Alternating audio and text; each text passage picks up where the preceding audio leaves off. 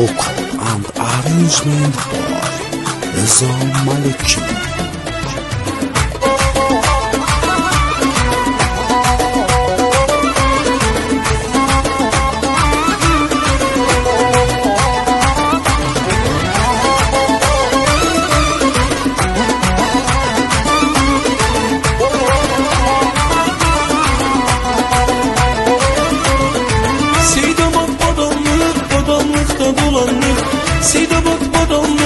Badanlıkta dolandık.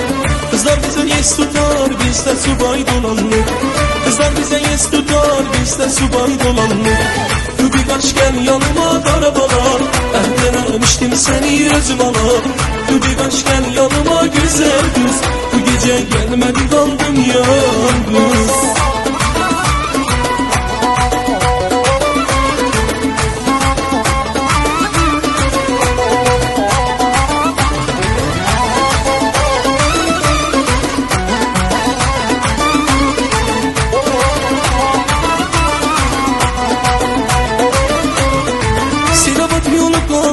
Seni yanasan ana, Sedavat yoluklar seni yanasan ana.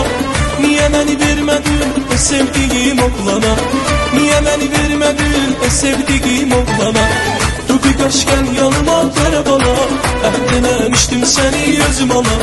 Dur birkaç gel yanıma güzel kız, bu gece gelmedin kaldım yalnız.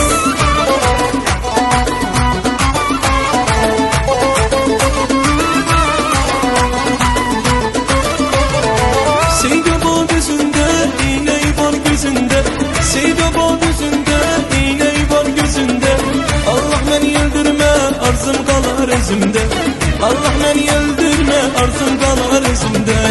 Dur birkaç gel yanıma karabala, denemiştim seni özüm ala. Dur birkaç gel yanıma güzel kız, bu gece gelmedin aldım yalnız.